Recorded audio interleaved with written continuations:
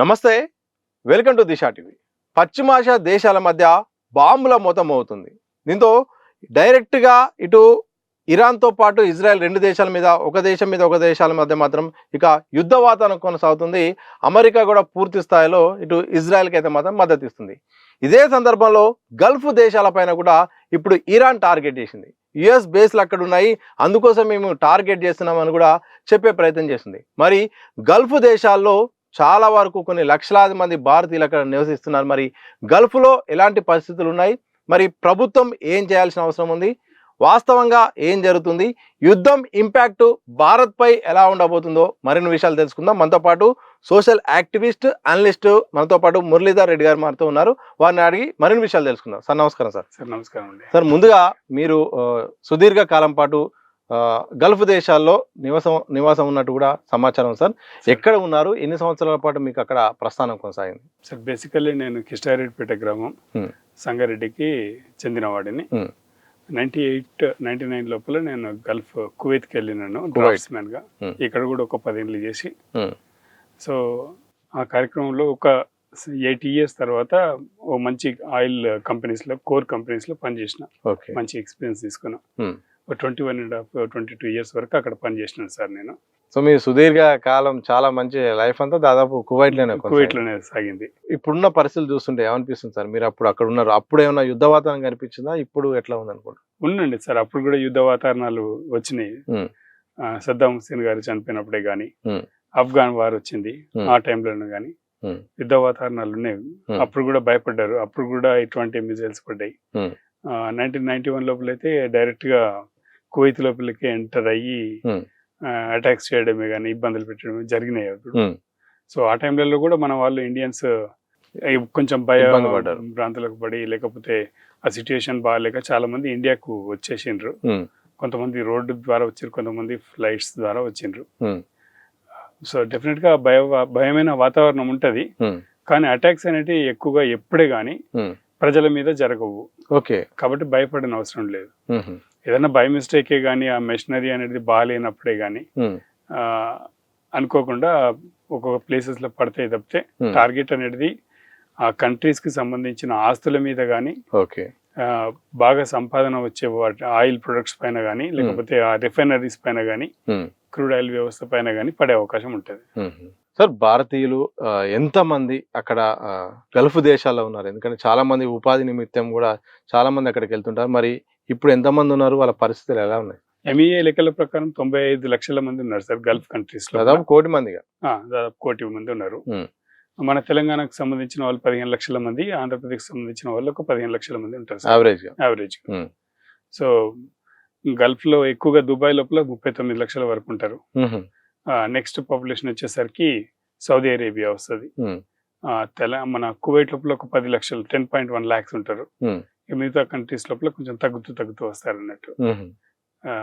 So ప్రతి కంట్రీలో కూడా అందరికీ ఈ ఎంప్లాయ్మెంట్స్ చేస్తూ సేఫ్ గా ఉన్న వాళ్ళకి ఏమి ఇబ్బందులు లేవు. ఎటువంటి ఎంప్లాయ్మెంట్ లేకుండా లేకపోతే ఏదో బాధలో ఉన్న వాళ్ళకు డెఫినెట్ గా ఇబ్బందులు ఉంటాయి. ఇంకా ఎంప్లాయ్మెంట్ చేస్తూ సేఫ్ గా ఉన్న వాళ్ళకి వాళ్ళు ఇంటికి రావాలనుకున్నప్పుడు, లేదనుకున్నప్పుడు వాళ్ళ ఫ్యామిలీస్ ని పంపడానికి అనుకున్నప్పుడు, చిల్డ్రన్ ని హాలిడేస్ లో పంపాలనుకున్నప్పుడే గానీ, లేకపోతే విజిట్ వీసా మీద పోయిన వాళ్ళ మదర్ ఫాదర్స్ ని ఎవరినో పంపించాలనుకున్నప్పుడు ఇబ్బందులు మొదలైతాయి సార్. సార్ యుద్ధం పరిస్థితి చూస్తే మాత్రం ఆగేటట్టు ప్రస్తుతానికి అయితే మాత్రం కనిపించట్లేదు. మరి అక్కడ ఉన్న మన వాళ్ళ పరిస్థితి ఎలా ఉంది? మీరు తెలుసుకున్న దాని ప్రకారం అక్కడ ఎలాంటి ఇబ్బందులు పడుతున్నారు? సార్ పడుతున్నారు సార్, ఎందుకంటే మన లోపల భయం ఉంటది, కానీ అంత పెద్ద భయపడిన అవసరం లేదు ఎవరికే గానీ. ఇది వరకు చెప్పినట్టు ప్రతి దేశంలో కూడా ఎంబసీ, అక్కడ ఉన్న కాన్సులేట్, ఇండియన్ కాన్సులేట్స్ ప్రత్యేకమైన చర్య తీసుకొని ప్రతిసారి సపరేట్ గ్రూప్స్ క్రియేట్ చేసి మంచి మంచి సంఘాలను అందరినీ, వాళ్ళ వాలంటీర్స్ అందరినీ పెట్టేసి, ప్రతినిధులను పెట్టేసి ప్రతి కాలనీలో కానీ ఏరియాస్ లో ఎక్కడెక్కడ ఏమవుతుందని గమనిస్తున్నారు. వారికి సహకారాలు అందించే ప్రయత్నం చేస్తున్నారు. ఇండియన్ కాన్సులేట్సే కాకుండా అక్కడ వాళ్ళ సంస్థల ద్వారా లైక్ సోషల్ వర్కర్సే కానీ, లేకపోతే కొంతమంది డొనేట్ చేసే దాన్ని బట్టే కానీ, ఎటువంటి లేని వాళ్ళకే కానీ సపోర్ట్ చేసుకుంటూ నడుస్తా ఉంది సార్ వ్యవస్థ. సార్ ప్రస్తుతం యుద్ధం జరుగుతున్న ప్రాంతాల్లో ఎక్కువ కూడా ఏ దేశాల్లో మన వాళ్ళు కూడా ఉన్నారు మీ దగ్గర? ఎక్కువగా UAE లో ఉన్నారు సార్, 39 లక్షల వరకు ఉంటారు. తర్వాత సౌదీ అరేబియాలో ఉంటారు. 17 లక్షల వరకు అనుకుంటారు. తర్వాత కువైత్ లో ఉన్నారు 10 లక్షల వరకు. ఓకే. అండ్ ఖతార్ ఉన్నారు, పెద్ద మొత్తం ఉంటారు, ఓకే. 8 లక్షల వరకు అనుకుంటా, 7 నుంచి 8 లక్షల వరకు. అవును. బహ్రెయిన్ లో ఉంటారు, ఆ కౌంట్ లేదు నా దగ్గర. ఓకే. సేమ్ అట్లా ఇరాక్ లో ఉన్నారు. ఇరాన్ లో 10,000 నుంచి 70,000 వరకు ఉండొచ్చు అన్న అంచనా. యుద్ధం జరుగుతుంది రెండు దేశాల మధ్య డైరెక్ట్ గా, అంటే ఇజ్రాయెల్ వర్సెస్ ఇరాన్. కానీ ఇరాన్ మాత్రము గల్ఫ్ దేశాల మీద వాళ్ళ యొక్క బాంబులు కూడా ప్రయోగిస్తుంది, ఆయుధాలను కూడా ప్రయోగించి అక్కడ ధ్వంసం చేస్తుంది. మాకు అక్కడ యుఎస్ బేస్ ఉన్నది కాబట్టి మేము చేస్తున్నాం, ఇజ్రాయెల్ సంబంధించిన బేస్ ఉన్నాయి కాబట్టి ధ్వంసం చేస్తున్నాం అని చెప్తుంది. నిజంగా వాస్తవ పరిస్థితి ఏంటి సార్? వాస్తవం ఏం జరుగుతుంది? తాజాగా ఇరాక్ ఇంకో మాట ఏం చెప్పిందంటే, ఇరాన్ అసలు మాకు సంబంధం లేదు కొన్ని పేలుల విషయంలో, ఇజ్రాయెల్ చేసి మాపై నెట్టే ప్రయత్నం చేస్తామని చెప్తుంది. సరే, ఎవరేం చేసినా కానీ అక్కడ సంబంధం లేని దేశాలు అక్కడ ఇన్వాల్వ్ అయ్యి వాళ్ళు ఇబ్బంది పడుతున్నారు. ఏం చెప్తారు? అది నిజమే. ఇప్పుడు ఖతార్ లోపల వాళ్ళు వద్దనుకున్నా కానీ ఎక్కువ వాళ్ళ గ్యాస్ ప్లాంట్స్ డిమాలిష్ అయినాయి, డిస్టర్బ్ అయినాయి. సేమ్ అట్లాగే అందు గురించే నేను రీసెంట్లీ ఖతార్కి సంబంధించిన ఇరాక్ సంబంధించిన ఇరాన్ కి సంబంధించిన కాన్సులేట్ ఎంప్లాయీస్ ని బ్యాక్ పంపించేసింది, మీతో అవసరం లేదు అన్నట్టుగా. సో అది నిజమే, అటాక్స్ అనేటివి జరుగుతున్నాయి. ఎందుకు జరుగుతున్నాయి అంటే ఆర్మీ బేసెస్ ఉన్నాయి కాబట్టి జరుగుతున్నాయి, ఆర్మీ బేసెస్ పైన జరుగుతుంది. సేమ్ టైం అక్కడ ఉన్న వ్యవస్థ, ఎయిర్పోర్ట్ పైన కానీ లేకపోతే మంచి టవర్స్ పైన కానీ అటాక్స్ అనేటివి జరుగుతున్నాయి. సార్, ఖతార్ విషయానికి వస్తే, ఖతార్ నుండే మనకు ఎక్కువ శాతం కూడా గ్యాస్ దిగుమతి చేసుకుంటుంది భారత్, చాలా డిపెండ్ అయిపోయింది అక్కడ ప్లాంట్ల మీద అని తెలిసింది. మరి తాజాగా అక్కడ భారీ స్థాయిలో అటాక్ జరిగింది, ఇండియా పైన ఇంపాక్ట్ ఉంటుంది సార్? చాలా ఉంటుంది సార్ ఇంపాక్ట్. ఎందుకంటే నీకు ఇంపోర్ట్స్ అనేది తగ్గుతున్నాయి, ఒకవేళ దాన్నే కరెక్ట్ డిస్ట్రిబ్యూట్ చేయాలి అనుకున్నప్పుడు ఎక్స్పెన్సెస్ పెరిగిపోతాయి. ఇప్పుడు డాలర్ ప్రైస్ 98 అనేది ఉండేది మనకి, బ్యారెల్ ప్రైస్ 120 అయింది. సో దానికి తగ్గట్టు 30 పెరిగింది కదా డాలర్స్. సో దానికి తగ్గట్టుగానే మన దగ్గర ప్రైసెస్ పెరుగుతాయి. లేదనుకుంటే ఇండియా ఎకనామీ కొంచెం డల్ అయ్యే అవకాశం ఉంటది. ఇది నేను చెప్పేది కాదు, టాప్ మ్యాగజైన్స్ ఇచ్చిన రిపోర్టు. సేమ్ అట్లాగే ఇక్కడ క్రూడ్ ఆయిల్ ప్రైస్, ఎప్పుడైతే ఇక్కడ ఆయిల్ ప్రొడక్ట్స్ పెరుగుతాయో ట్రాన్స్పోర్టేషన్ ప్రొడక్ట్స్ పెరిగిపోతాయి అమౌంట్. దాని మీద నీకు వ్యాపారాలని కానీ కొద్దిగా ఖర్చు తగ్గించుకునే ప్రయత్నం చేయడం కానీ, ఎంప్లాయ్మెంట్ లాస్ చేయడమే కానీ, లేకపోతే తగ్గించుకునేటట్టుగా అండ్ ప్రొడక్ట్స్ తగ్గించే ప్రయత్నం చేయడమే కానీ, అండ్ ప్రొడక్ట్స్ అమ్మేటప్పుడు కొద్దిగా హై ఎక్స్పెన్సెస్ పెట్టి అమ్మే అవకాశం ఉంటుంది. ఓన్లీ ఆయిల్ ప్రొడక్ట్స్ 29 నుంచి 31 వరకు ఉంటాయి. ఇవన్నీ కూడా డెఫినెట్ గా మన దగ్గర పెరుగుతాయి, ఇంపాక్ట్ ఉంటది. సార్, క్రూడ్ ఆయిల్ అంటే ఎంతసేపు చాలా మంది కూడా పెట్రోల్, డీజిల్, కిరోసిన్ వరకే చూస్తున్నారు. అంతవరకే దాని దిగుమతులు ఉంటాయా, లేకపోతే క్రూడ్ ఆయిల్ నుండి భారత్ పైన ఒకవేళ దిగుమతి తగ్గుతూ ఉంటే ఏ ఏ రంగాల మీద, ఏ ఏ వస్తువుల మీద డైరెక్ట్ ప్రభావం చూపుతుంది సార్? అన్ని పారిశ్రామిక వ్యవస్థ పైన ఈ ఆయిల్ ప్రొడక్ట్స్ పైన ఉంటుంది. ఎందుకంటే ప్రతి చోట బాయిలర్ అనేది రన్ అవ్వాలి. బాయిలర్స్ రన్ అవ్వాలన్నప్పుడు డెఫినెట్ గా ఫ్యూయల్ అనేది రన్ అవ్వాల్సి వస్తుంది. ఒకటి ఓవెన్స్ మీద జరుగుతుంది, లేకపోతే బాయిలర్స్ మన డస్ట్ పార్టికల్స్ తోటి బాయిలింగ్ చేయడమే కానీ, లేకపోతే పెట్రోలియం కోక్ అనే ఒకటి వస్తుంది, అల్యూమినియం ప్రొడక్ట్స్ దాన్ని కూడా వాడతారు. సో ఈ బొగ్గు ద్వారా కానీ మండించడం జరుగుతుంది అనమాట. సో ఇవన్నీ కూడా ఎక్స్పెన్సెస్ అవుతాయి కదా జనరల్లీ. నీకు ఎట్లాగో ట్రాన్స్పోర్టేషన్ ఈ హార్మోన్స్ కెనాల్ అని ఇవన్నీ ఉంటాయి కదా, వాటి నుంచి వస్తూ ఉంటది. ఆ ఏరియాస్ లో తగ్గుతున్నప్పుడు కానీ పెనాల్టీస్, ఎక్స్పెన్సెస్ అనేది అక్కడ పెరిగేటి, దాని మీద పడేది ఇక్కడ వస్తాయి, ఎఫెక్ట్ వస్తుంది. ఏ ఏ వస్తువుల మీద ఉంటుంది సార్? మామూలుగా పెట్రోల్, డీజిల్ అయినా ఇంకా ఇంకేమన్నా వస్తువుల మీద? మనం వాడే వ్యాజ్లైన్ కూడా 10 రూపాయలకే వస్తుంది. అది కూడా క్రూడ్ ఆయిల్ ఉండేనా? నీకు మొత్తం ఆయిల్ ప్రొడక్ట్ అదంతా చెప్పండి ఒకసారి. దాని మీద కొంచెం సెంట్ వేసేసి రిఫైన్ చేసేస్తే నీకు అంత మంచి వ్యాజ్లైన్ తయారవుతుంది. అది 10 రూపాయల్లోనే తయారవుతుంది, కానీ దాన్ని అమ్మేది 50 నుంచి 65 రూపాయల మధ్యలో అమ్ముతున్నారు. సో టాక్సెస్ అవన్నీ పడడమే కానీ. వ్యాజ్లైన్, క్రూడ్ ఆయిల్ ఉండే వస్తుంది. అండ్ 3 టైప్స్ ఆఫ్ ఆయిల్స్ ఉంటాయి, light oil, heavy oil, medium oil అని ఉంటాయి. అంటే ఇప్పుడు ఆముదం ఉంటుంది, మనం ఆముదం అని అంటున్నాం కానీ ఇప్పుడు కందెనలు, ఇవే కాకుండా హెవీ ఆయిల్స్ అంటాం. హెవీ ఆయిల్స్ కొన్ని ప్లేసెస్ లో మనకు క్యాల్వజింగ్ ట్యాంక్స్ ఉంటాయి, ఆ ప్లేసెస్ లో వాడతాం అనుకుందాం. అంటే నేను పర్ఫెక్ట్ గా చెప్తాను, ఇండస్ట్రీస్ లో సంథింగ్. అండ్ లైట్ ఆయిల్స్ ఉంటాయి, గ్యాసోలిన్. అంటే ఒక్కొక్క దానికి ఒక టెంపరేచర్ దగ్గర ఒక్కొక్కటి రిఫైన్ అయ్యి బయటకు వస్తుంది. ఏరోప్లేన్ కి ఒకటి పడుతుంది, షిప్ కి ఒకటి పడుతుంది, మన ట్రాన్స్పోర్టేషన్ కు ఒక ఆయిల్ పడుతుంది. ఇంకొక ఏరియాకి వచ్చేసరికి నీకు ఈ లూబ్రికెంట్స్ వస్తాయి. లూబ్రికెంట్స్ లోపల 2T ఆయిల్స్ అని కానీ WT ఆయిల్స్ ఇవి ఉంటాయి కదా, ప్రతిది కూడా ఇవే. అండ్ ఆఖరికి మన తార్ రోడ్లు లాస్ట్ కి వచ్చేది అదే కదా ఇంకా. సో అది కూడా ప్రొడక్టే మనకు. సో మనం వేసే ప్రాజెక్ట్ పైన ఇంకా మళ్ళీ పెరిగిపోతుంది, 2 to 3 times పెరిగే అవకాశం ఉంటుంది. ఓకే సార్, మళ్ళీ మనం కమింగ్ టు ద పాయింట్, మనం గల్ఫ్ విషయానికి వద్దాం. ఎందుకంటే అక్కడ సుమారు 1 కోటి మంది అక్కడ ఉంటున్నారు. మరి వాళ్ళకు ప్రభుత్వం, కేంద్ర ప్రభుత్వము, కేంద్ర రాష్ట్ర ప్రభుత్వాలు కూడా ఏం చేయాల్సిన అవసరం ఉంది ఇప్పుడున్న పరిస్థితుల్లో? ఇది వరకు ఎమిగ్రేషన్ యాక్ట్ అని చెప్పేసి ఉండేది, అంటే 1983లో పెట్టినరు.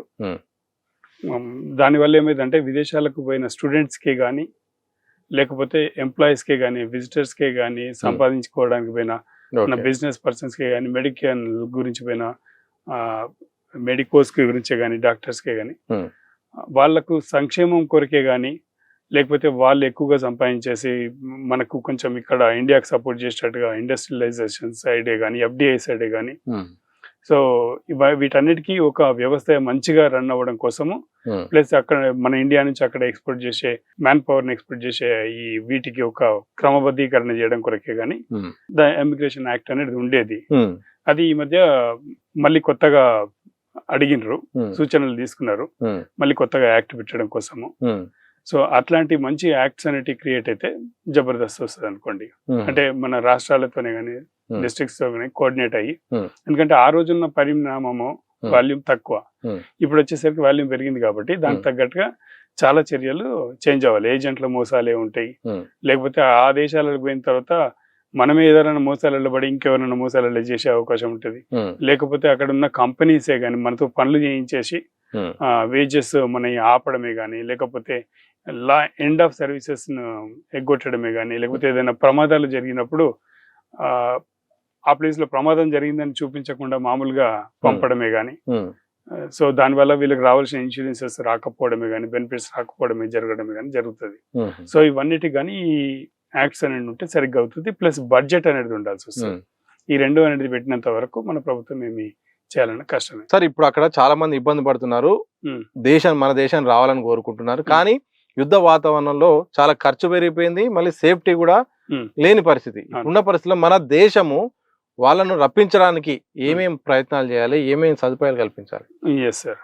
సో ఇది వరకు నేను చెప్పిన దాంట్లో కంటిన్యూషన్ దాన్ని మొబిలిటీ బిల్ అని అంటాము వచ్చింది. అండ్ వీళ్ళను ఇంటికి రప్పించడానికే గానీ, ఎక్స్పెన్సెస్ పెరిగినాయి అని చెప్పడమే గానీ, దీనికి బడ్జెట్ అనేది తప్పకుండా అవసరం. ఎందుకోసం అవసరం అంటే విజిట్ వీసా మీద పోయిన వాళ్ళు ఉంటారు అక్కడ, టూరిజం చూడడానికి, అక్కడనే స్టాండర్డ్ అయి ఉన్నారు. 4 రోజుల కోసం హోటల్ ఛార్జ్ పెట్టుకుంటాం అనుకునే వాళ్ళు ఇన్ని రోజులు పెట్టాలంటే కష్టమే. అండ్ నెక్స్ట్ ఫ్లైట్ ఛార్జెస్ అనేది 2 to 3 times పెరిగే అవకాశం ఉంటుంది.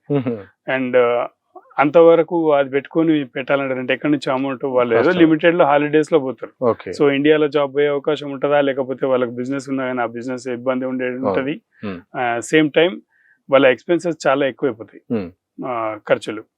సో దీని మీద ఇండియన్ గవర్నమెంట్ డెఫినెట్ గా రోడ్డు వ్యవస్థనే కానీ, ఫ్లైట్ వ్యవస్థనే కానీ పర్ఫెక్ట్ గా అందించగల కెపాసిటీ తీసుకురావాలి. లైక్ అక్కడున్న దేశాల కాన్సులేట్స్ తోటి మాట్లాడేసి అక్కడున్న విదేశీ వ్యవహారాల శాఖల ఆయా దేశాలకు సంబంధించినవి ఉంటాయి కదా, వాటితో డిస్కస్ చేసి మీన్ వైల్ కొంచెం బడ్జెట్ పెట్టి, ఆర్థికంగా పెట్టుకోలేని శక్తి బిలో పవర్టీ లెవెల్సే కానీ, లేకపోతే బాధల్లో ఉన్న వాళ్ళకు గవర్నమెంట్ పైసలు పెట్టి తీసుకెళ్ళాలి. సార్ మీరు ఏమైనా కనుక్కున్నప్పుడు కానీ, వాస్తవంగా ఇప్పుడు అక్కడ ఎట్లా ఉన్నదని కనుక్కున్నప్పుడు కానీ ఎలాంటి ఫీడ్బ్యాక్ వచ్చింది సార్? ఫీడ్బ్యాక్ సివిలియన్ ఏరియాస్ లోపల వాళ్ళు చూస్తున్నారు, గమనిస్తున్నారు. కొన్ని ప్లేసెస్ లోపల ఆయిల్ అండ్ గ్యాస్ ఏరియాస్ లోపల జాబ్స్ అనేవి ఉంటాయి, కొంచెం తగ్గించిండ్రు. లైక్ మినిమం మెయింటెనెన్స్ పెట్టేసుకొని అట్లా ఎక్కువ మంది ఆ ఏరియాస్ నొప్పుకోనియకుండా అట్లా ఉన్నారు. సో ఇబ్బందులు ఏమి లేవు, జరిగాయని మంచిగానే జరుగుతున్నాయి. ఇబ్బందులు అనేది జరిగేది ఒకటే, ఈ బాధితుల్లాగా ఎక్కువ మంది ఉంటారు కదా, లైక్ విజిట్ వీసా అంటే ఓన్లీ విజిట్ వీసా మీద పోయిన వాళ్ళ గురించి టూరిస్టులే కాకుండా వాళ్ళు అక్కడ పోయి జాబులు వెతుక్కోవాలని పోయినరు. ఆ జాబులు వెతుక్కోవాలని పోయినప్పుడు అక్కడ బ్రోకర్ వ్యవస్థ అనేది చాలా స్ట్రాంగ్ ఉంది. వాళ్ళు వీళ్ళని తీసుకొని ఒక బానిసల్లాగా అమ్మేస్తున్నారు. గోట్ లైఫ్ సినిమా తరహాలో కోమన్లో ఇదే పరిస్థితి ఉంది నాకు తెలిసి.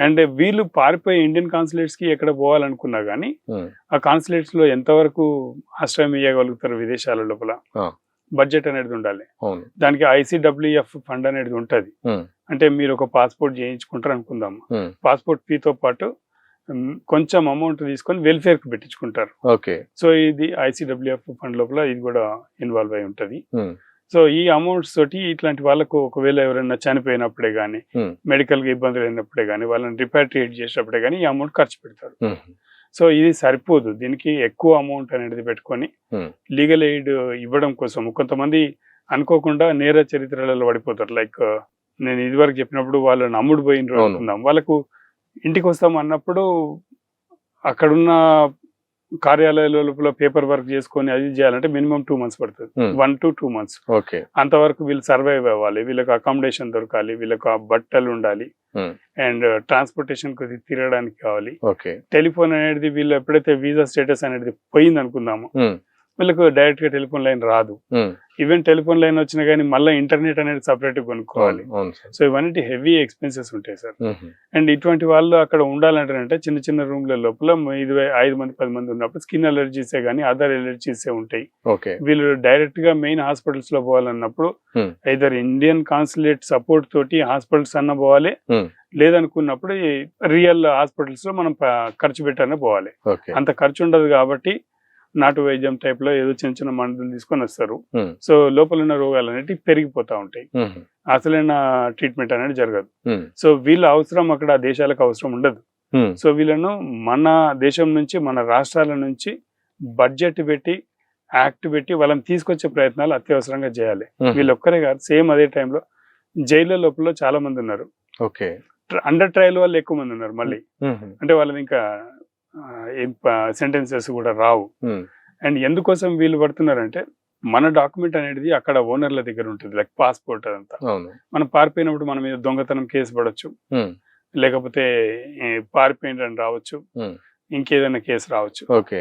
సో ఈ కేసెస్ నుంచి వాళ్ళు తప్పించుకోవాలంటే మన వాళ్ళకు అరబికే కానీ లోకల్ లాంగ్వేజెస్ కానీ రానప్పుడు, ఉమ్, అండ్ ఎవరిని పోయి అడగాలనో తెలియనప్పుడు, ఎంత మంచి వ్యవస్థ ఉన్నా సరే Hmm. ఈ ఇబ్బందులలో ఆయన లోపల ఉన్న ఒక భయం అనేది ఉమ్, ఇంకెక్కువ ఒక భయాన్ని క్రియేట్ చేసి ఓకే. అక్కడికి వెళ్ళలేకపోతారు. ఉమ్, సో దీని లోపల నేను చెప్పినట్టుగా ఇప్పుడు టెలిఫోన్ వ్యవస్థనే కానీ ఇవి లేనప్పుడు ఉమ్, ఆ ఒక్కదాని నుంచి ఒక తప్పనిసరి పరిస్థితుల్లో తప్పులలో పడిపోతా ఉంటారు, ఓకే. తెలియకుండానే ఇక లాక్ అయిపోయి అక్కడనే ఏళ్ల పాటు అక్కడే ఉండిపోతా ఉంటారు. అక్కడనే ఉండిపోతారు. దాంట్లోనే కొంతమంది జైళ్ళలోకి వెళ్ళిపోతా ఉంటారు. ఉమ్, సో కొంతమంది అక్కడ లోకల్ గా కొంతమంది మోసాలు ఎక్కువ మంది చేస్తారు, వేరే దేశాలకు సంబంధించిన వాళ్ళే కానీ. ఉమ్, అందులో మన వాళ్ళు పని చేయడానికి పోయినా కానీ లేకపోతే కొంచెం కలిసినా కానీ మన వాళ్ళను నేరస్తుల లెక్క నిరూపిస్తారు. ఉమ్, అంటే మన వాళ్ళు కూడా చేస్తారు అనుకుందాం, కానీ చాలా తక్కువ మంది చేస్తారు తప్పులు. ఓకే. సో ఇటువంటి వాళ్ళను ఆ దేశాలకు అవసరం లేదు, ఉమ్, ప్లస్ వాళ్ళ అవసరం వాళ్ళ కుటుంబాలకు అవసరం ఉంటుంది ఇక్కడ. ఉమ్, అవును. కాబట్టి వాళ్ళని తొందరగా తెప్పించుకునే ప్రయత్నం లీగల్ ఎయిడ్ తో సహా. ఉమ్, ఇప్పుడు వాళ్ళు ఇండియన్ కాన్సులేట్స్ లో పోయినా కానీ వాళ్ళు ఏమంటారు, న్యాయపరంగా ఒక అడ్వకేట్ పెట్టి గెలవమంటారు. ఉమ్, అడ్వకేట్ కు పోవాలంటేనే మనం ఫీజు కట్టిపోవాలి, ఉమ్, అంత అమౌంట్ ఎక్కడి నుంచి వస్తుంది? తన అవును, దగ్గర జీతమే రాదు. అవును సార్. సో ఇవన్నీ కూడా మనము నా ఉద్దేశం లోపల తెలంగాణ రాష్ట్రం గురించి, నేను తెలంగాణ ఉంది కాబట్టి చెప్పేది ఏంటంటే మన ఆంధ్రప్రదేశ్కే కానీ ఆంధ్రప్రదేశ్ లోపల ఒక డేటా ఉన్నది, ఉమ్, వాళ్ళకు ఒక ఇన్సూరెన్స్ వ్యవస్థ ఉన్నది నీట్ గా. Hmm. అది కాకుంటే ఇంకో స్టెప్ లోపల ప్రవాస భారతీయ బీమా యోజన అని చెప్పేసి Hmm. కేంద్ర ప్రభుత్వం ఇచ్చింది ఉన్నది. Hmm. సో ఆ విధంగా మన తెలంగాణ నుంచి కూడా అవసరం ఉంటే అందరికీ కూడా ఫ్రీ ఆఫ్ కాస్ట్ లేకపోతే 50% అమౌంట్ పెట్టేసి అందరికీ ప్రవాస భారత బీమా యోజన ఇచ్చేటట్టుగా ఉమ్, చేస్తే అది ఎంత కాదు సార్, 275 రూపాయలు సంథింగ్ ఉంటుంది. ఓకే. అది కట్టేస్తే ప్రభుత్వం పైన కూడా పెద్ద భారం కాదు, న్యాయానికి కొట్లాడడానికి అక్కడ నుంచి సపోర్ట్ వస్తుంది. ఉమ్, సో ఆ సపోర్ట్ వచ్చి మేము అయితే ఆ పిల్లోడికి ఇన్సూరెన్స్ ఉంది, దీని ప్రకారం మీరు ఒక న్యాయ వ్యవస్థను పెట్టాలి అంటే పెట్టొచ్చు. ఉమ్, సో ఇటువంటి చర్యలు తీసుకోవాలంటే ఒక ఆఫీస్ అనేది ఉండాలి, ఉమ్, పెద్ద కార్యాలయం, ఓకే.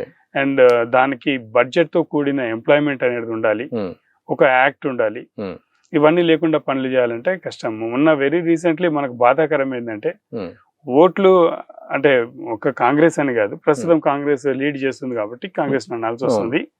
ఓట్ల కొరకు ఎవరైతే హస్బెండ్స్ చనిపోయినప్పుడు వాళ్ళ భార్యలు వాళ్ళకు ఎటువంటి ఆధారం లేదు అన్నప్పుడు వాళ్ళని తీసుకొని ఓట్లు కావాలని అడిగి మేము మీకు మంచిగా చేస్తామని. అవును. ఎప్పుడైతే ప్రభుత్వం ఏర్పడిందో ఆ టైం లోపల 2023 నుంచే మా ప్రభుత్వం వచ్చింది, అంతకుముందు చనిపోయిన వాళ్ళకి ఎక్స్‌గ్రేషియా ఇవ్వము అన్నారు. మరి వాళ్ళు కూడా రాష్ట్రంలోనే ఉన్నారు, వాళ్ళకి కొన్ని ఇబ్బందులు అవుతున్నాయి కదా, వాళ్ళు ఈ 5 లక్షలు ఇచ్చినా గానీ ఆ కుటుంబాలలో చనిపోయిన వాళ్ళకు ఎక్కడనో అప్పులలో పోతే వాళ్ళకు కూడా మిగిలవు. అవును. సో అటువంటి వాళ్ళను ఇక్కడ ఆ కుటుంబాలను కాపాడుకోవాలి.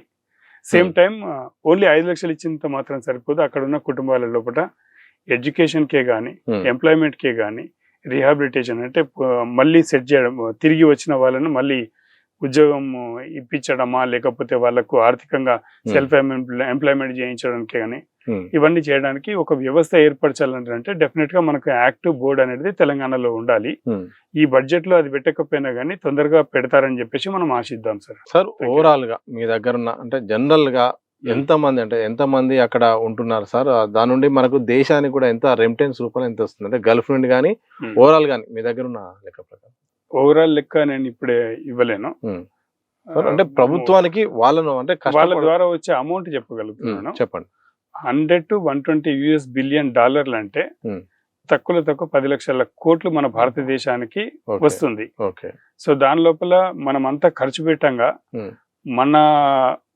మనం ట్యాక్సులు కడతాం కదా, ఆ ట్యాక్సుల రూపం లోపల ఇండియా బడ్జెట్ లో 3% మనం ఇస్తున్నాం. 3% బయట నుండి వస్తుంది, బయట నుంచి వస్తుంది. అందులో 4 లక్షల కోట్లు గల్ఫ్ కార్మికుల నుంచి ఇండియాకి వస్తున్నది డబ్బు రెమిటెన్స్ రూపంలో. సో మనం అడిగేది కేవలము 2,000, 3,000, 4,000 కోట్లు ఒక్కొక్క రాష్ట్రం నుంచి అట్లా పెట్టుకున్నా. ఇప్పుడు మన రాష్ట్రానికి 1,000 కోట్లు ఒక సంవత్సరానికి పెట్టుకుంటే ఎలాగ 2,000 కోట్లు దానికి వస్తున్నాయి రాష్ట్రానికి. అవును సార్, సంవత్సరానికి 1,000 కోట్లు పెట్టడం వల్ల మనం దీని ద్వారా ఏ సంక్షేమానికో ఇట్లా ఇచ్చేసి వదిలేస్తాం, ఆ పైసా వదిలేయడం లేదు. ఎందుకంటే గల్ఫ్ లో పోయిందంటే ఇక్కడ ఎక్స్పర్ట్ అయితేనే గల్ఫ్ పోతాడు. ఆ ఎక్స్పర్ట్ అనేది ఆయన హెవీ స్కిల్స్ తీసుకొని ఇక్కడ వచ్చేసి ఇంకేదో స్వయం ఉపాధి అనేది చేసుకుంటాడు, కుటుంబాన్ని కాపాడుకోవడానికి ఆయన జాబ్ చేసుకుంటే పిల్లలకు మంచి ఎడ్యుకేషన్ ఆయన ఇవ్వగలుగుతాడు. కాబట్టి ఆ కుటుంబాలను నిలబెట్టడం కోసము చిన్న తరహా లోన్స్ కానీ, అంటే 3 లక్షల నుంచి 30 లక్షలు కేరళ ప్రభుత్వం ఇస్తుంది. కేరళ ప్రభుత్వం ఏమి ఇస్తున్నా సార్? ఒక బీసీ డెవలప్మెంట్ ఫైనాన్స్ కార్పొరేషన్ అని చెప్పేసి కేరళది పెట్టి, ఆ బోర్డు నుంచి కేంద్ర ప్రభుత్వం ఇచ్చే సహకారాలను కూడా తీసుకొని కేరళలో ఉన్న మైగ్రెంట్స్ ఎవరైతే ఉన్నారో వాళ్ళు మన భారతదేశం లోపల తిరిగినా సరే, వాళ్ళు విదేశాలలో పోయినా వాళ్ళందరినీ కూడా కంటికి రెప్పలేకనే చూసుకుంటూ వాళ్ళందరినీ కూడా మైగ్రెంట్స్ గానే ట్రీట్ చేస్తూ, ఎప్పుడైనా కోరుకున్నప్పుడు వాళ్ళకు ఒక బోట్ కావాలి అంటే బోట్ లో రుణంగా ఇచ్చేస్తుంది, బోట్ కు తగ్గట్టుగా అమౌంట్. కేరళ వాళ్ళు దాని ద్వారా సంపాదించేసి మళ్ళా 97% రికవరీ అని ఆ విధంగా వాళ్ళకి ఇచ్చేస్తుంది అమౌంట్. సో ఈ విధంగా కేరళ గవర్నమెంట్ సర్వీస్ సెక్టర్లనే కానీ, మెడికల్ సెక్టర్స్ లోని కానీ, డిఫరెంట్ సెక్టర్స్ లో బాగా అభివృద్ధిలో పోతుంది.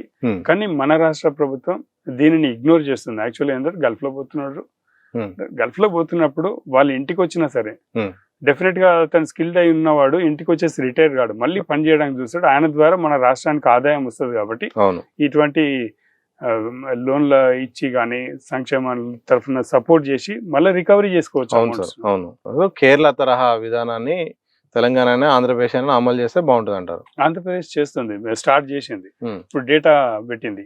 మంచి విద్యావేత్తలు ఆంధ్రప్రదేశ్ లో ఉన్నారు, అంటే మన దగ్గర లేరని కాదు, అది ఇంప్లిమెంట్ అయిపోయింది. 10 ఏళ్ల కింద స్టార్ట్ అయింది APNRTS స్టార్ట్ అయింది. దాని ప్రకారం మంచి మెంబర్షిప్ అనేది స్టార్ట్ అయింది. దాంట్లో ఎక్కడ ఏ దేశంలో ఎవరెవరు ఎట్లా ఉన్నారని చెప్పిండ్రు. ఆ లోకల్స్ లో ఏమైనా ఇబ్బందులు అయినా కానీ వాళ్ళు సపోర్ట్ చేసుకుని, ఐ మీన్ చైన్ సిస్టమ్ లోపల వ్యక్తులను నిలబెట్టుకునే శక్తి ఆంధ్రప్రదేశ్కి వచ్చేసింది. ఇప్పుడు ఏంటంటే ఇంకా కొంచెం ఇంప్లిమెంటేషన్స్ చేసుకుంటే సరిపోతుంది. ఆంధ్రప్రదేశ్లో కూడా ఇంకా ప్రాబ్లమ్స్ ఉన్నాయి, లేవని అనడం లేదు, బట్ అప్రిషియేటబుల్. తెలంగాణకు వచ్చేసరికి ఓన్లీ ఒక జీవో ఇష్యూ చేశారు, దాని ద్వారా చనిపోయిన 2023 నుంచి చనిపోయిన కార్మికుల కుటుంబాలకు 5 లక్షలు ఇస్తామని చెప్పారు. అందులో పూర్తిగా కూడా ఇంకా ఇవ్వలేదు. సో భవిష్యత్తులో ఇస్తారని ఎక్స్పెక్ట్ చేస్తాం. 5 లక్షలతోటి కుటుంబాలు నిలబడవు. ఆ కుటుంబాల పిల్లలను టాప్ లెవెల్లో తీసుకుపోయి మంచి వ్యవస్థను, ఆర్థిక వ్యవస్థను చేసే ప్రయత్నం చేయాలి. ఎందుకంటే ఊర్లో ఉన్నవాడు ఎక్కడ సంపాదించాడు, ఊరు నుంచి బయటకు పోయినప్పుడు అతను సంపాదించే ప్రయత్నం చేయించాలి. సో మనకు అవకాశాలు ఉన్నాయి, విదేశాల లోపల మనకు కనెక్టివిటీస్ పెరిగినాయి. కొంతమంది ఇండియన్ డిస్పోరా అక్కడ బయటనే ఉంటది, వాళ్ళు డెఫినెట్ గా మన వాళ్ళని ఇంట్రెస్టింగ్ గా సపోర్ట్ చేయడానికి రెడీగా ఉంటారు. ఇవన్నీ చేయాలంటే నీకంటూ ఒక బోర్డే కానీ ఇవి ఉండాలి. ప్రతిసారి పెద్ద మీటింగ్స్ జరుగుతున్నాయి, 27 జూలై 2016 లోపల ఒక రౌండ్ టేబుల్ సమావేశం కేటీఆర్ గారి ఆధ్వర్యంలో జరిగింది.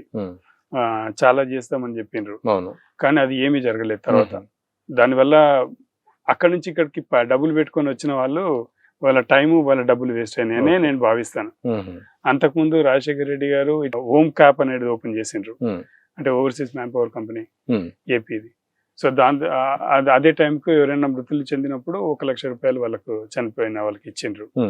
ఈ కేటీఆర్ గారి తర్వాత విదేశీ సంపర్క్ అనే ప్రోగ్రామ్ May 13, 2017 జరిగింది.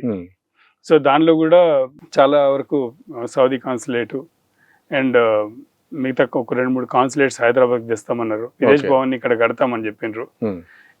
ఫస్ట్ అనౌన్స్ చేసిన విదేశ్ భవన్ మన రాష్ట్రంలోనే లేదు, ఇంకా వేరే చోట అన్ని అయిపోయినాయి కొన్ని ప్లేసెస్ లోపల.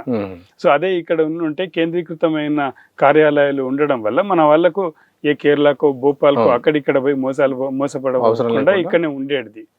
సో దీని మీద ప్రత్యేకమైన దృష్టి పెడితే బాగుండేది. సార్, వలసల విషయంలో పెద్ద ఎత్తున జరుగుతున్నాయి. ఒకవైపు యుద్ధం వాతావరణ నేపథ్యంలో ఒక భయాందోళన కూడా కనిపిస్తుంది. కేంద్ర ప్రభుత్వము ఏం నిర్ణయాలు తీసుకోవాలి సార్ ఇట్లా సేఫ్టీ కోసం, భద్రత కోసం?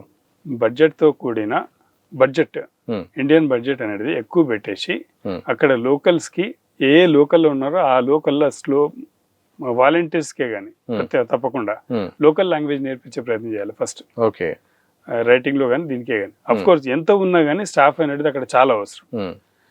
ఇదంతా పెట్టుకున్న తర్వాత అకామిడేషన్స్ ఇచ్చే ప్రయత్నం చేయాలి. ఎందుకంటే ఇండియన్ కాన్సులేట్స్ ఒక లెవెల్ వరకే ఇస్తాయి. ఆ ఇచ్చింది మన మైగ్రెంట్స్ అక్కడ వేసి ఇండియన్ కాన్సులేట్ ఇచ్చిన అకామిడేషన్స్ లో ఉండడానికి సరిపోదు. బయటికి పోయి ఉందామంటారని మోసాలకు గురవుతున్నారు. సో ప్రత్యేకంగా దాని కొరకు హెవీ బడ్జెట్ పెట్టాల్సి వస్తుంది. పెడితే వీళ్ళందరూ ఇంటికి రాగలుగుతారు నీట్గా. ద సేమ్ టైం అక్కడ ఉన్న వాళ్ళకు, జైలులో ఉన్న వాళ్ళకు లీగల్ ఎయిడ్ ఇవ్వడం కోసం ఆ న్యాయ వ్యవస్థ మీద డబ్బులు ఖర్చు పెట్టాల్సిందే. అట్లాగే అక్కడ ఎంప్లాయ్మెంట్ విషయాలలో న్యాయానికంటే అన్ని రకాల న్యాయంకు మనము వాళ్ళు నిజంగా ఉన్నారు, ఈ ఇబ్బందుల్లో ఉన్నారంటే మన అడ్వకేట్స్ సపోర్ట్ చేసేటట్టు ఉండాలి, అమౌంట్ ఖర్చు పెట్టేసుకొని. సో ఇది లేకుండా ఉండడం వల్ల మన వాళ్ళు కొన్ని కుటుంబాలు బీపీఎల్ కంటే కిందకి వెళ్ళిపోతున్నాయి. సార్, రకరకాల వార్తలు కూడా వస్తున్నాయి. అక్కడ బాంబు పడింది, ఇక్కడ మన భారతీయులు ఎఫెక్ట్ అవుతుంది, అక్కడ తలదాచుకున్నారు, అక్కడ ఏమవుతుందో అని ఒక వీడియోలు కూడా చాలా రకరకాల స్పెక్యులేషన్స్ వస్తున్నాయి.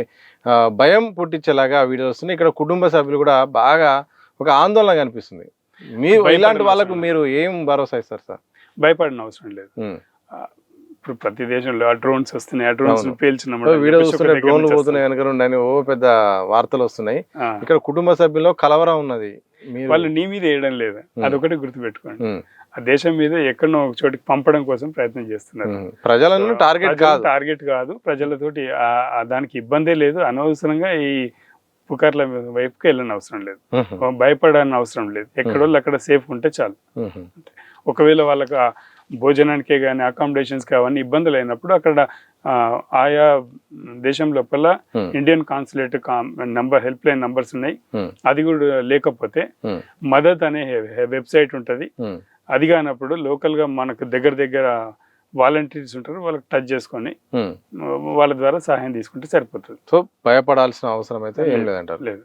యుద్ధము అక్కడెక్కడో యుద్ధం జరిగితే భారత్ మీద చాలా స్పష్టమైన ప్రభావం కనిపిస్తుంది సార్. ఇక్కడ హోటల్ రంగం కూడా కుదేలవుతుంది, రేట్లు పెరిగిపోతున్నాయి. అసలు చిన్నగా పెట్రోల్ బంకుల మీద ప్రభావం చూపుతున్న వార్తలు వస్తున్నాయి. ఇక గ్యాస్ విషయంలో ఇటు ఇంట్లో వాడుకోవాల్సిన గ్యాస్ డొమెస్టిక్ దొరకట్లేదు. ఇక కమర్షియల్ అయితే అసలు చాలా కష్టం అయిపోయింది, కట్టెల పొయ్యి దగ్గరికి వచ్చింది. యుద్ధం ఇలాగే కొనసాగితే భారత్ పైన ఎట్లా ఉంటుంది సార్ ప్రభావం? అలాగే ఏం చెప్తారు? డెఫినెట్ గా ప్రభావం ఉంటుంది సార్ ఇట్లాగే కొనసాగినప్పుడు. ఎందుకంటే ఖతార్ నుంచి ఎక్కువగా ఇంపోర్ట్ అనేది గ్యాస్, అది కొద్దిగా తగ్గుతుంది. మనము ఆల్టర్నేటివ్ సొల్యూషన్స్ అన్ని చేసుకోవాల్సి వస్తుంది. ఆల్టర్నేటివ్ ఎట్లా సార్? మనకు సోలార్ స్టవ్స్ ఉంటాయి, బయోగ్యాస్ స్టవ్స్ ఉంటాయి, ఇండక్షన్ స్టవ్స్ ఉంటాయి. డెఫినెట్ గా వీటిపైన వెళ్ళాల్సి వస్తుంది. అంటే నీకు ఈ వ్యవస్థ ఎక్కడ, నీ పనిచేసే వ్యవస్థ ఎక్కడ ఆగదు, కానీ మారిపోతూ ఉంటుంది అంతే. సో సోలార్ ను ప్రోత్సహించడం ఇప్పుడున్న అవసరంలో చాలా అవసరం ఉంటుంది సార్. సోలార్నే కాదు, సోలార్లో మంచి టెక్నాలజీస్ వచ్చినాయి, పర్ఫెక్ట్ యూజ్ చేస్తాయి. ఇప్పుడు నానో టెక్నాలజీ అంటారు. మన కార్ మీదే కానీ మనం నడిచే చోట చిన్న పాలిథిలిన్ షీట్ లాగా చిన్న షీట్ లాగా ఉంటుంది, దాని నుంచే నీకు ఎక్కువ పవర్ వచ్చేస్తూ ఉంటుంది. డెఫినెట్గా ఇవి ఈవెన్ మన 1/2 లీటర్ వాటర్ తోటి కొన్ని రోజుల వరకు రన్ అయ్యే హైడ్రోజన్ వెహికల్సే కానీ హైడ్రోజన్ సిలిండర్సే కానీ రన్ అవుతున్నాయి కదా ఇప్పుడు. కరెక్ట్గా ఇంప్లిమెంటేషన్ అనేది దీనిపైన R&D పైన పెడితే డెఫినెట్ గా సెట్ అయిపోతుంది. సో విదేశాల మీద ఆధారపడకుండా మన దేశంలోనే ఉన్న దాంట్లో సోర్సెస్ పెంచుకుంటే భవిష్యత్తులో ఇబ్బంది కాకుండా ఉంటది. ఆ రకంగా ఇప్పుడు దూపైనప్పుడే బాయ్ దోడతాం అన్నట్టుగా ఉన్నది అనమాట ప్రస్తుతం. అది కాకుండా డెఫినెట్ గా ఇది R&D ఇటువంటి వాటిపైన ఉంటే చాలా బాగుండేది. వేరే ఎక్కడ సమస్య వచ్చినా మనకి ఏం కాదు.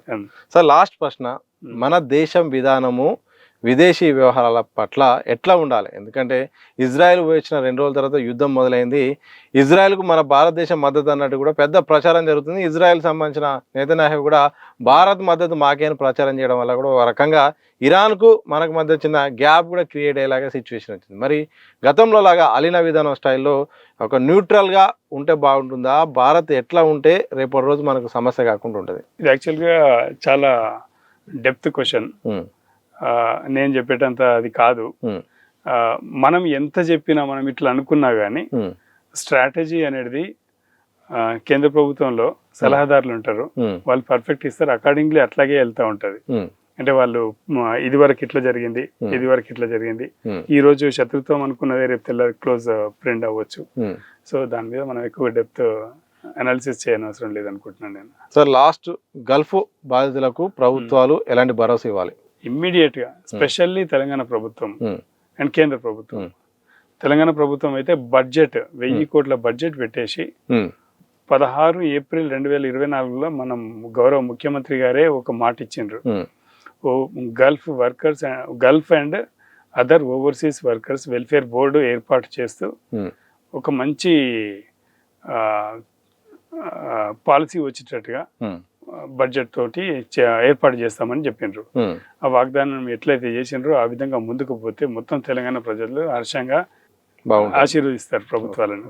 థ్యాంక్ యూ సార్, మీ విలువైన సమయాన్ని ఇచ్చినందుకు. ఇది మొత్తంగా ఇరాన్ ఇజ్రాయెల్ దేశాల మధ్య జరుగుతున్న యుద్ధ నేపథ్యంలో చాలా మంది భారతీయులకైతే మాత్రం ఇబ్బందికరమైన పరిస్థితులు వచ్చిన సందర్భంలో ప్రభుత్వాలు కూడా విధానాలు మార్చుకోవాలి, అలాగే తక్షణ పరిస్థితుల నేపథ్యంలో సదుపాయాలు కల్పించాలి. కానీ కొన్ని వార్తలు చాలామంది ఇక్కడ ఉన్న వాళ్ళు ఇబ్బంది పడుతున్నారు, కుటుంబ సభ్యులకు ఏమవుతుందని. కానీ ఆ జరుగుతున్న యుద్ధ నేపథ్యంలో ప్రజల మీద దేశాలు అయితే మాత్రం బాంబులు ప్రయోగించట్లేదు. ఎవరు కూడా భయపడాల్సిన అవసరం లేదు. కేవలం ఆ దేశాల మధ్య ఉన్న ఎక్కువగా ఈ ప్లాంట్ల మీద, ఎక్కువగా ఈ గ్యాసు అలాగే చమురు క్షేపాల మీదనే ఎక్కువ బాంబు ప్రయోగాలు జరుగుతున్నాయి తప్ప భయాందోళన పడద్దు. అలాగే గల్ఫ్ నుండి అయితే మాత్రం చాలామంది ఇక్కడ మన దేశం నుండి అక్కడ వెళ్ళిపోయిన వాళ్ళు ఉన్నారు. ఇటు ఆంధ్రప్రదేశ్తో పాటు తెలంగాణ వాళ్ళు కూడా ఉన్నారు. తెలంగాణ ప్రభుత్వం అయితే మాత్రం ఇప్పుడైతే మాత్రం ఒక ప్రత్యేకమైన బడ్జెట్ ఏర్పాటు చేయాలి, అలాగే వాళ్ళకు సదుపాయాలు కల్పించాల్సిన అవసరం ఉంది. దీని ద్వారా ఒక ధైర్యము భరోసా కూడా ఇచ్చే ప్రయత్నం కూడా ప్రభుత్వాలు ఇస్తే మాత్రం భవిష్యత్తులో ఇక్కడ నుండి అక్కడికి వెళ్ళిన వారు కూడా ఎలాంటి ఇబ్బందులు పడకుండా ఉండే అవకాశం ఉంటుందని కూడా మురళీధర్ రెడ్డి గారు ప్రధానంగా చెప్తున్నారు. చూస్తూనే ఉండండి దిశ టీవీ.